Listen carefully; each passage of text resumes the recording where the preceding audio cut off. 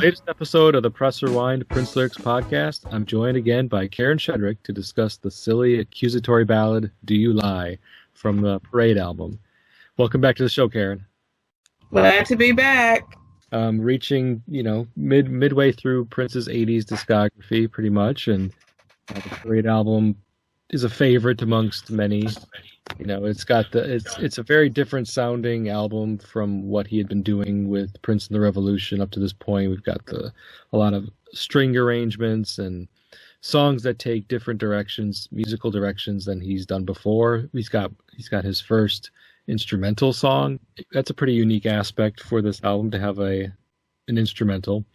And this is another one of those clear examples of Prince trying to break out of a more traditional funk and rock and roll pop mode with "Do You Lie," I think. I mean, the song has some interesting musical accompaniments. It has like a more of an old timey feel to it. It's a bit anachronistic in its musicality.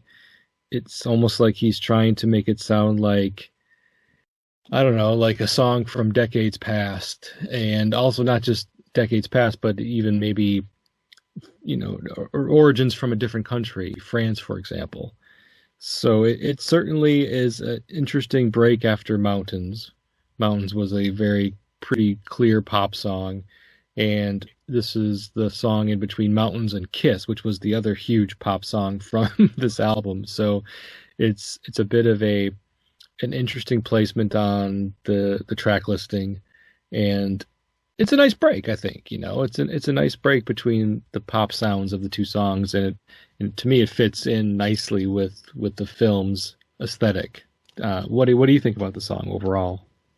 I thought it was a very cute, very whimsical type of song, and what you just mentioned about it sounding like a period song, I actually hadn't thought about that, because that makes perfect sense when you think about the movie and the costumes and the way people were dressed. I wasn't sure what period or what year that movie was from. Nobody does. That makes sense.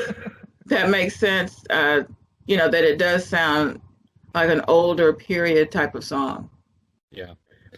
Yeah, that's the kind of the brilliance of Under the Cherry Moon, is that it's of a time, but it's timeless, I think. Right. Like, nobody can really pinpoint and nail down exactly when that movie's supposed to take place. We can guess based off of some of the things that are shown to us, but there's things that feel really old and things that feel pretty modern and fresh. So it's difficult. There's references to Sam Cooke, the Sam Cooke album at the record store. So you're trying to get a feel for that. I mean, Christopher Tracy's character doesn't mention any modern pop artists or anybody like that in the song, so you kind of get a feel that it doesn't take place in 1986, but I don't know, 50s, 60s maybe. I don't know. Yeah, 50s maybe. Yeah.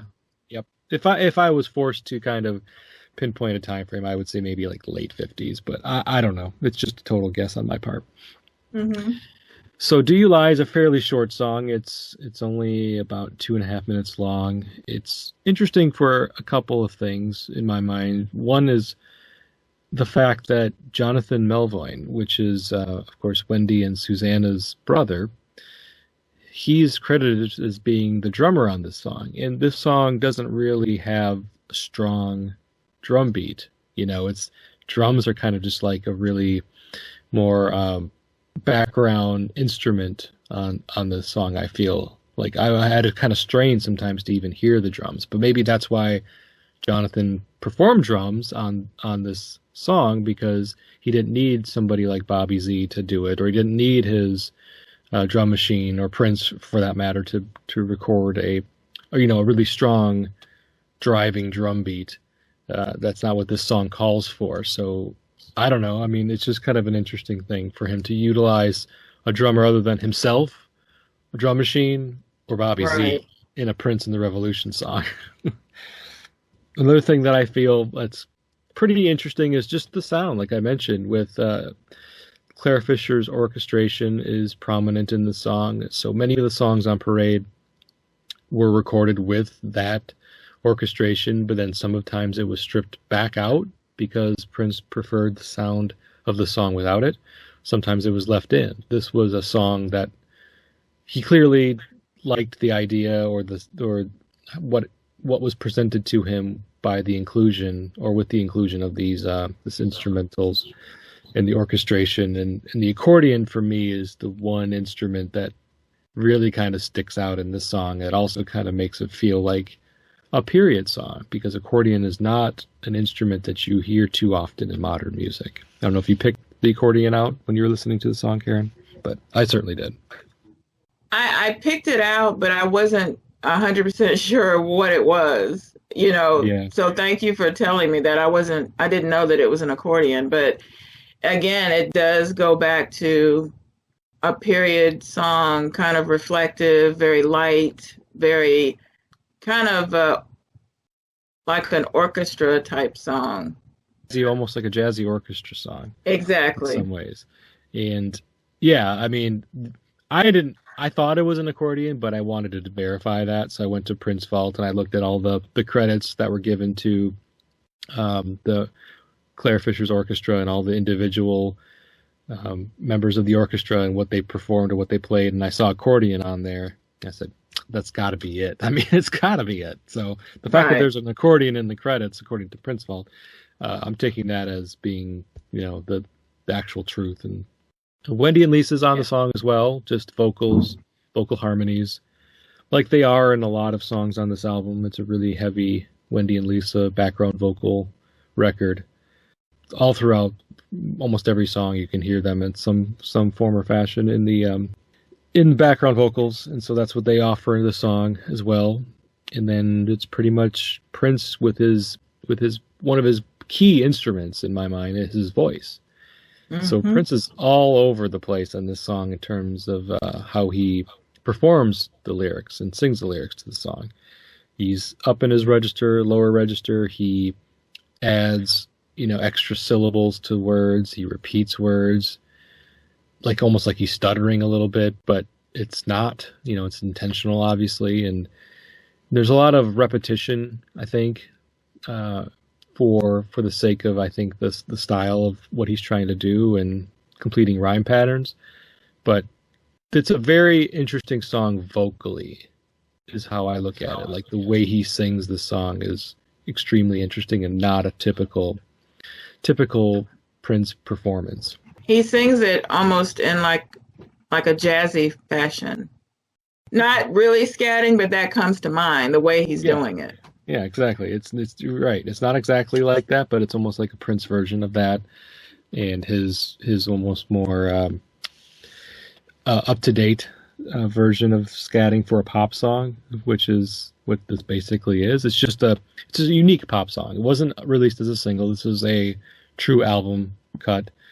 But one other thing I noted when I was watching Under the Cherry Moon last time I watched it, which wasn't that long ago, this song is included in the movie a few times, actually. Like, there's moments in the movie where there's some background music being played. It's not prominent. It's background music.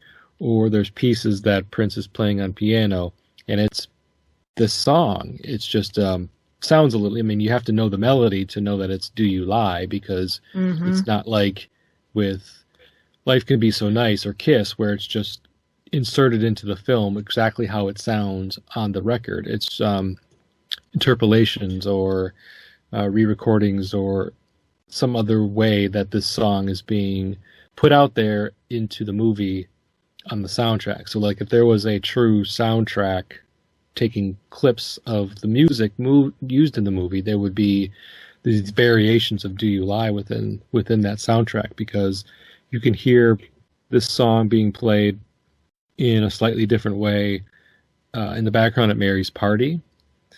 And one other memorable moment where this song is in the movie, and I'm sure there are others, but one other one that I jotted down is the time when Christopher's at Mrs. Wellington's place, and she's playing back her her recording, the recording on her answering machine. Answering machine. Thank you. Yeah. I was blanking on that. Her voicemail machine. No, her answering machine, and it's Mary's father, Isaac, talking to him, and he's over on the piano just kind of playing a song, teasing her a little bit, and it's "Do You Lie?" That's what he's playing on the piano. So I just think it's interesting that this song, even as slight as it may be on the record, being a short song and kind of being a little odd in its sound, not really fitting in much with the rest of the music on, especially on side B. Side B's got most of the more kind of funky, modern sounding songs, but nevertheless, it was an important piece of music, I think, to Prince to include it so many times in the film. So I just thought that was interesting. Well, we're on the same page because I had that in my notes too, that he was sitting at the piano playing that as she was listening to the recording. And it kind of makes sense that in that moment and in other moments in the movie that you hear it, because when I think about this song, the whimsical, the way it sounds, and it's almost like a parody to romance or a relationship. Like it's not, because in that moment he was kind of mocking Isaac and, making a joke out of the fact that he was, leaving this romantic message for Mrs. Wellington when the whole thing was a joke because he's having an affair. So it kind of fit in that moment that he would reference that song because it's almost kind of like a parody to like a real relationship, if that makes sense. Yeah, it does. It does, because obviously he's sleeping around with somebody else as a married man, but then she's not exactly committed to her relationship with Isaac either, because she's with Christopher Tracy, and so it's kind of like this whole triangle, a little bit of a triangle going on. I don't want to say romantic triangle because I'm not sure how much romance there is. It's mostly just what can we get from each other, more of a physical relationship between all of them. But yeah, that's what kind of like the overarching theme of this song from a lyrical standpoint is, the nature of not telling the truth and not being truthful in your words.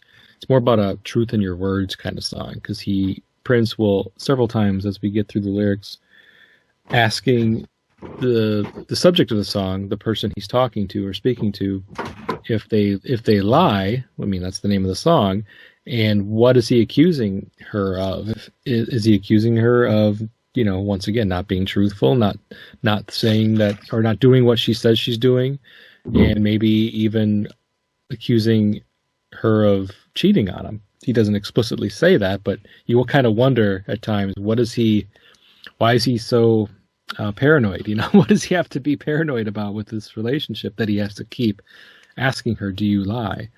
over and over? The song starts out with the voice of a young girl that's speaking French, and I'm not going to try to repeat those words. It took everything in my power to repeat the chorus of Girls and Boys in the version of French that somebody who's a non-French speaker. But so I'm not going to do this entire sentence. But she speaks it in French, which is translated to, "The children who lie don't go to paradise." And then you hear a man in the background saying, "Okay, merci." It's just basically, confirming, "Oh, okay, thanks." Thanks for telling me this. But the children who lie don't go to paradise. That's the first line off the song.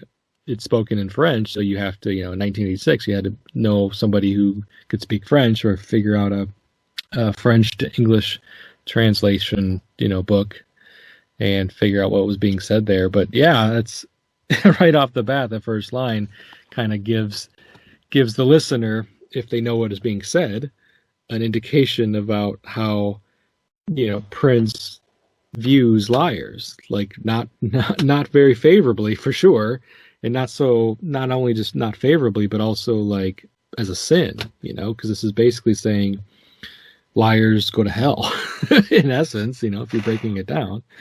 Right. So that's pretty that's pretty harsh. And then That's to have very it said, harsh.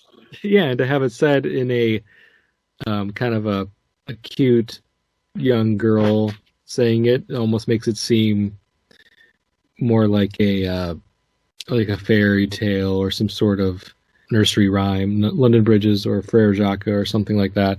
But she's saying the children who lie don't go to paradise. So I felt that was interesting. It sets the mood for the song and the penalties for lying. Period. Yeah. So Yeah. So that pretty much speaks for itself. This is not a favorable personality trait in his mind. Somebody who lies. When I lie awake in my boudoir, I think of you, dear.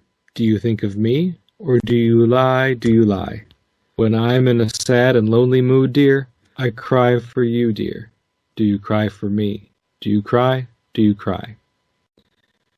All right, so Karen, what do you like right off the bat with this kind of first verse, or what calls out to you here? I just think it's cute, the whole boudoir thing. Like, and it makes me think immediately about, the theme of the movie with rich people, and I'm wondering, okay, is he thinking about himself in this boudoir, or is he thinking about Mary in her boudoir? Mm-hmm. Who is this referencing? That's kind of where I went with it. But yeah, as soon as I saw boudoir, I thought of the rich people in France and that whole movie. Yeah. It immediately calls to mind the imagery from the film having taken place in France and using a French word for basically bedroom. And then I think of the scene in the film when Mary's lying in bed and she's got that glowing neon telephone and she's debating whether or not to call Christopher Tracy on the phone. She's thinking about him, which when I lie awake in my boudoir, I think of you, dear. Mm-hmm. Even though Prince is singing that line in this song, that line could have easily been spoken or sung by Mary's character in Under the Cherry Moon in that scene, because that's basically what's going on in that scene, right? I mean, she's lying there awake, debating whether or not to call him because she's obviously thinking about him. So mm-hmm. it's essentially putting that scene to lyrics in a song, and to say then to throw it right back at her, do you think of me or do you lie? Do you lie? I also like the double meaning of the word lie in this verse. It's used twice, one to represent the act of laying down, and then also used later. It's implied that he's talking about, of course, the telling of the truth, because this is when I lie awake in my boudoir. There he's talking about the act of laying down, but in the next line, do you think of me or do you lie? Do you lie? I don't think he's asking her if she's lying down anymore. I think now he's using lie as the word to represent the act of not telling the truth. So I like the double meaning. I like how he has that wordplay in there. And there's another example of wordplay or play on words that he uses later on, which is kind of fun too. So there's aspects of this song that are playful, even though it's talking about some pretty serious stuff. When I'm in a sad and lonely mood, dear, I cry for you, dear. So he's basically just expressing like his personal feelings toward her are pretty deep.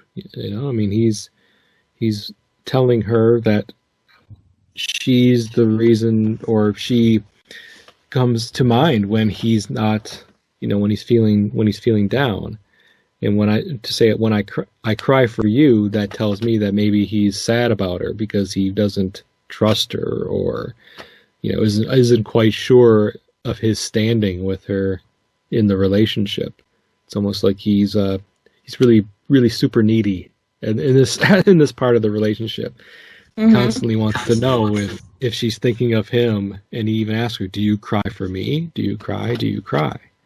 So I don't know if you caught that at all. If you know how he's really just trying to get a feel for whether or not she feels the same way that he feels for her.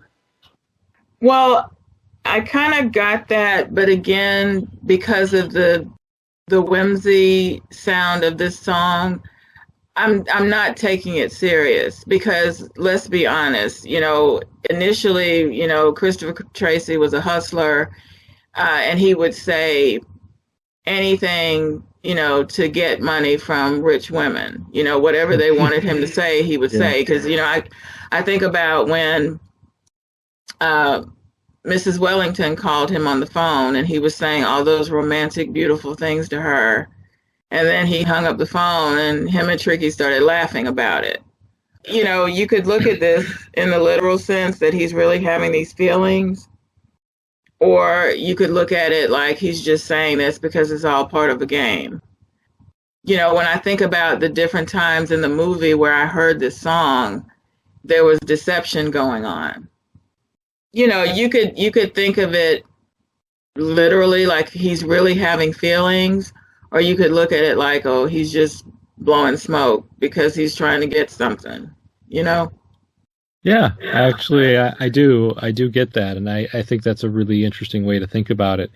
If you're thinking about it from the perspective of, like, let's say this is Christopher Tracy singing this song, Right. and if he's trying to get something out of this woman, he wants maybe her to think that he feels so deeply for her that it's all he can do but to think about her and cry for her when she's not around, and asking her, and very bluntly asking her, do you lie awake thinking of me? Do you cry for me? Just to try to pull, to play with her emotions a little bit, pull on her heartstrings. Right. And that could be an absolutely a manipulative, something that he would do to manipulate her emotions, a manipulative tactic on his part. So yeah, and not necessarily. Once again, manipulation sounds really bad, and it sounds like lying, manipulation. The song sounds like it should be a lot deeper than it really is. But I also get where you're coming from with it being more whimsical, and the music behind it is not, it matches that whimsy.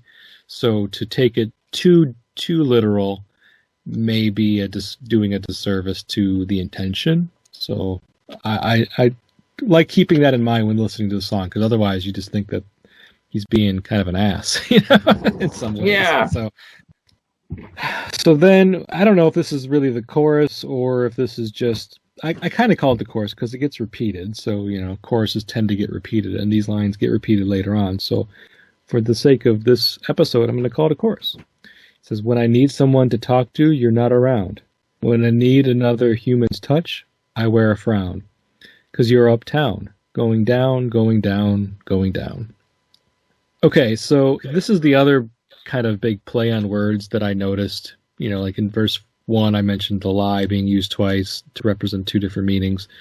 And here, it's not a word that's being used twice to represent two different meanings, but the use of up and down, as a dual meaning, and even within the song, like he says uptown. Uptown is that kind of common area that Prince likes to sing about. Can represent the literal location in Minneapolis, or it can be just a frame of mind, or it can just represent any kind of location. I mean, there's uptowns in all sorts of cities. I mean, that's just kind of also a very general term that's used to represent a certain part of a city, a section of a city. So for him to use it here is not unusual, or it's not literally trying to mean Minneapolis, the neighborhood in Minneapolis, I don't think. But what I like is then when he says in the very next line, going down, going down, going down. So there's kind of like that wordplay where uptown, downtown, having an up and down meaning, but here he's talking about going down, so you kind of get, more of a sexual connotation. I think that's what I get from it. I don't know, maybe if it's just me. What did you think he was referring to there? Well, that was the first thing I thought about because I couldn't think of any other thing or any other idea that he would be talking about here. Yeah. The uptown, I do agree with that. That he could have been referencing any uptown city or uptown location in a city.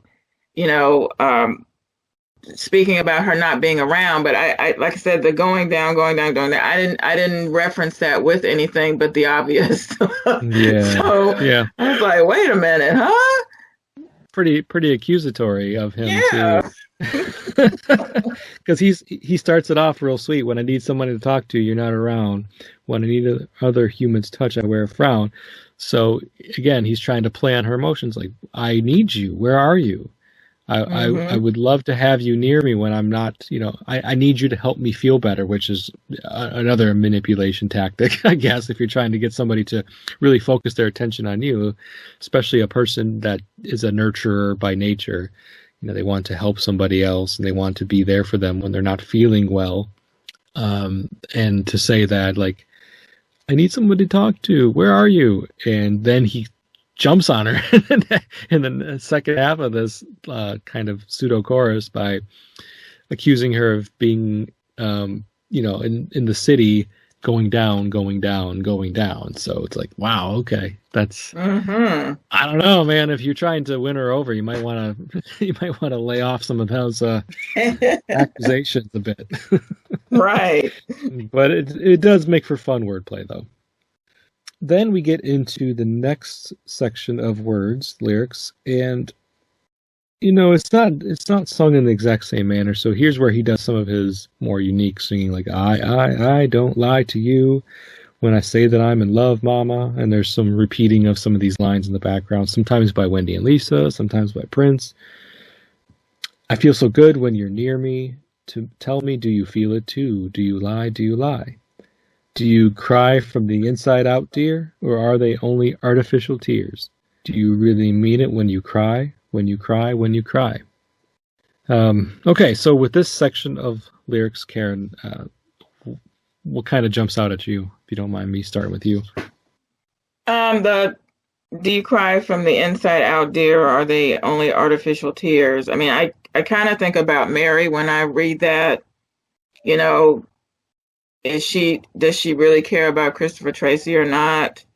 Uh, I know her feelings changed when she thought that he was only with her for the money. Mm-hmm. Um, maybe he's trying to ask, were you lying about how you felt about me? Or now that you think it's about the money, did you ever love me at all? So I kind of look at it from that perspective. Now the part about I'm in love, mama, I didn't know where he was going with that. I wasn't sure where he was going with that. But yeah, I thought about Mary on the second part. Yeah. Yeah, I could see that because that's one of the key plot points in the film is, he originally starts off trying to, get with her for financial gain, and it's really just part of his ploy to make money. It's his money making scheme. It's part of being a gigolo. He sees a woman that's about to inherit a ton of money, and he's going to turn on the charm and win her over for financial gain only. Mm-hmm. But of course, then he falls for her a bit because she's not like, I don't know, he sees something in her, I guess, sees something that he likes about her. And even though she originally is turned off by him and sees pretty much right through his facade, he eventually, his charms win her over as well. But there's like this level of like kind of distrust that is between them the whole time, especially for her to him, because she kind of in the back of her mind, like, is he using me? I mean, how much can I trust him? Is this all just a game to him? And this whole, do you cry from the inside out, dear, or are they only artificial tears? Like the whole crocodile tears scenario where somebody's crying, once again, as a manipulative tactic. And can she trust that when he says that he loves her, does does he really? And that's almost like flipping it around. Even though Prince is singing these lyrics, to your point, they could easily be coming out of Mary's mouth as well in the context of the film, and because of the distrust that she inherently has, and early on especially. And then the other thing that, he's in this song, he's proclaiming his own purity and truthful nature. Like, he's kept saying, "I don't lie to you." Do you really mean it when you cry? So he's right off the bat trying to paint himself as like this saint a little bit. Yeah, stuttering, right? Yeah. I don't lie to you. I don't lie. When I say I love you, Mama, and it kind of makes you wonder, like, is it really, or is this all just a game? And I think that's kind of like a recurring theme in the song a little bit. Tell me, do you feel it too? Do you lie? Do you lie? And do you cry? Do you cry? So those kind of, the do you lie and do you cry is a bit repeated from the first verse, but I feel like for the lines in this section of the lyrics that call out to me the most are the same ones that call out to you, is crying from the inside out, dear, which is a nice and unique way of saying, are those tears driven by your emotions, by what you really feel inside? So I think that was a well worded couple of lines there. And do you mean it when you cry? When you cry. So after that, then he gets back to the same section of lyrics that I called the chorus, but the thing he does a little differently here is that he speaks it. It's more of a spoken word chorus than song. When he says, when I need someone to talk to, you're not around. And once again, you hear Lisa and Wendy in the background. You're not around. You're not around. And they say, I wear a frown when I need. Tell me why. Another human's touch. I wear a frown. In the background, tell me why you want to go. Because you're uptown and leave me all alone in the background. So it's not identical, but it's essentially the same words being spoken, just in a different way. And him just repeating, the sentiment that he wants somebody to talk to and she's not around. And again, because you're uptown, and goes going down again, but it's repeated many more times than what it was repeated the last time he sang it. So yeah, I call that the chorus, but whether or not it really is, I don't know. It's repeated lines. So at this point, we are done with original lyrics, because the last section of the song is just more of a repeat of the first verse. When I lie awake in my boudoir, I think of you, dear. Do you think of me, or do you lie? Do you lie? The thing that you have to think about with this song in the context of the film is whether or not he's being sincere with this, or if it truly is manipulation. But also, and I like the point that you brought up earlier, that it's just more of like a playful game that's being played between the two people. And as long as the person on the receiving end of these accusations doesn't get too hung up on it, and they're thinking like, okay, well, you're going to ask me these questions and you're asking me if I'm lying, or if I cry when I think about you, or if I'm uptown going down, then I'm going to turn the tables on you and try to get out of you maybe what's your intentions. I guess, Karen, for you, with the lyrics, is there anything else that you wanted to touch on in terms of what you think about this song, what you think about the lyrics overall, how it's performed? So I really like the performance. I did too. I definitely like the theme of the song, and again the music, the different play on the instruments, the period sound. I really enjoyed that, because like you said, it was kind of a different way to hear Prince at that time. As far as, again, the theme of this song throughout the movie, every time I heard it, it was like a deception type of situation. Like, okay, you remember the scene where Mary sets him up to go to Mrs. Wellington's house when he's with Isaac, and he's out it's playing then.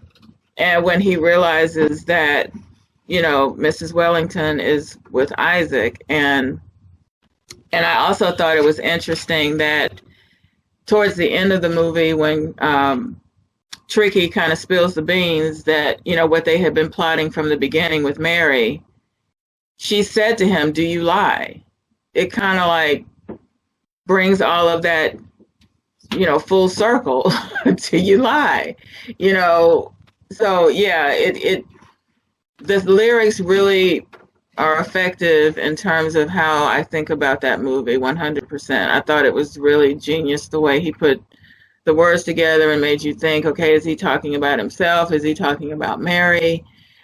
It was a perfect song for that movie and for the idea of Christopher Tracy and what might have been on his mind as a hustler. Mm-hmm. Yeah, that's really good observation, because the number of times that this song is used in the film to underscore moments of deception. I mean, maybe not so much in the party, Mary's party, unless you only think of it like, Tricky's attending, not Tricky, well, Tricky and Christopher, they're both attending this party because their intentions are not pure. They're there to make an impression and win over this woman that's about to inherit a lot of money. So I guess just by definition, they're not there to celebrate her birthday. They're not there as friends. They're there for a very significant and specific purpose, which is deception. And then the other sections of the movie that we mentioned, the piano playing with Isaac talking to Mrs. Wellington, the woman that he's having an affair with. You've got the other scene where Christopher goes to Mrs. Wellington's house while he's there. Once again, deception and cheating. And then the whole part of Mary confronting Tricky, and she's angry, she's hurt. And so do you lie is a statement that you would do when you're lashing out. It's a question you'd ask when you're lashing out to somebody and you really just want to get to the bottom of it. Can I trust you? Are you a liar? And can I trust anything that you say? So that's what this song really does, and it fits in perfectly with the movie, as you mentioned, for that reason, because there's certainly elements of the film that touch on deception and lying as being key plot points.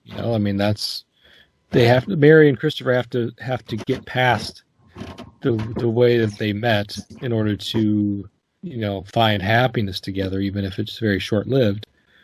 They have to get past that.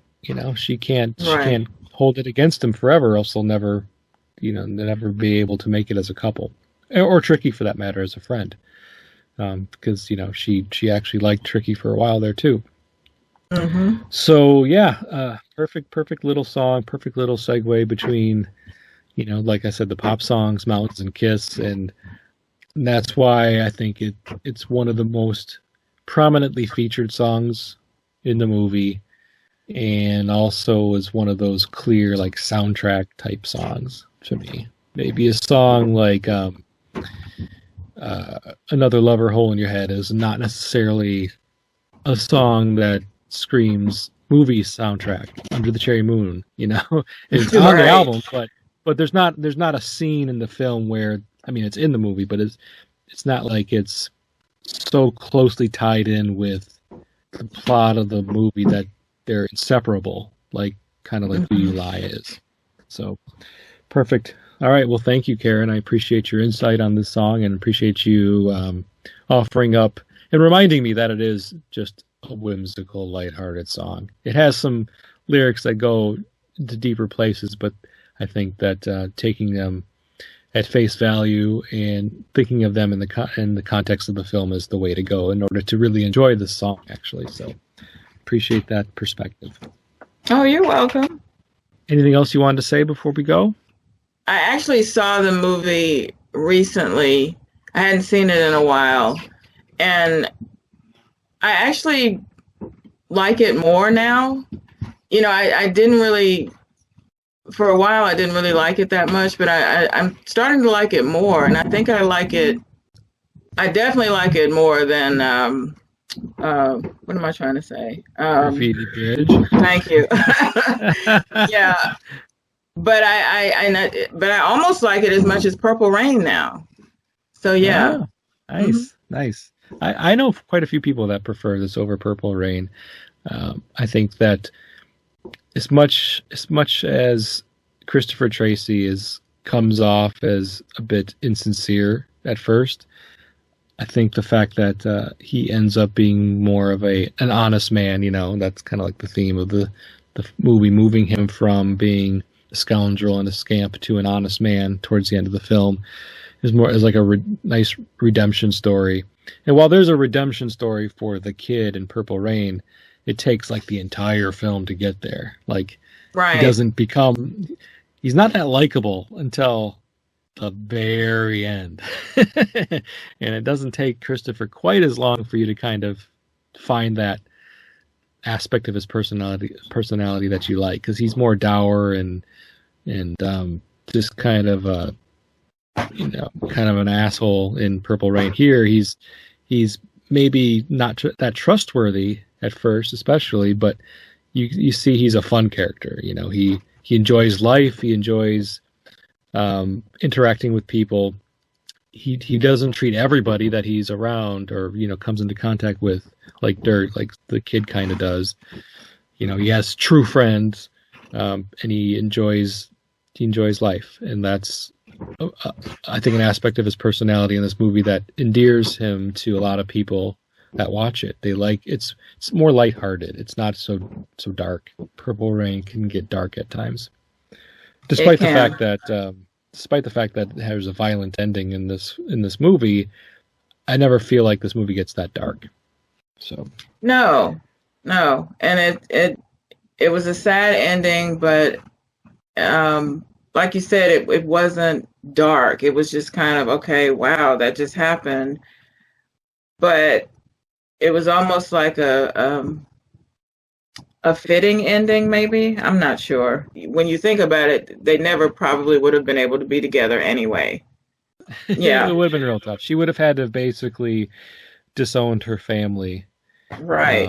Because there's no way that at least her father would have ever allowed her to be with him. And you have to question whether or not, she would have ever been welcomed back into the family if she had stayed with Christopher. It's tough. It maybe could have worked, but we'll never know because that's not what was written. Right. So, Okay. Well, thanks again for the perspective on Under the Cherry Moon as well. I like the movie more now than I ever did. So it's just I think it's one of those movies that gets better the more you watch it. That's my right. perception, That's it. at least. Yeah. And also when you just kind of let go of any ideas that, it needs to be like this piece of high art, and from a cinematic experience, it's not going to, you just have to allow that it's kind of a silly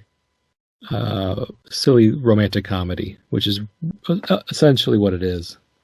Mm-hmm. Exactly. And those movies can be fun when done right and with characters that you enjoy watching. All right, well, I guess this will wrap up the episode for Do You Lie? My name is Jason Brenninger, as the host of the Press Rewind Prince Lyrics podcast. You can find the podcast just about anywhere that you can find podcasts and on social media. If you're on social media, Twitter, Instagram, or Facebook, hit me up, follow, and like the podcast if you listen to it on Apple. I appreciate all of the listeners that I've had thus far, and appreciate Karen for being on again. And thank you. And until next time, goodbye.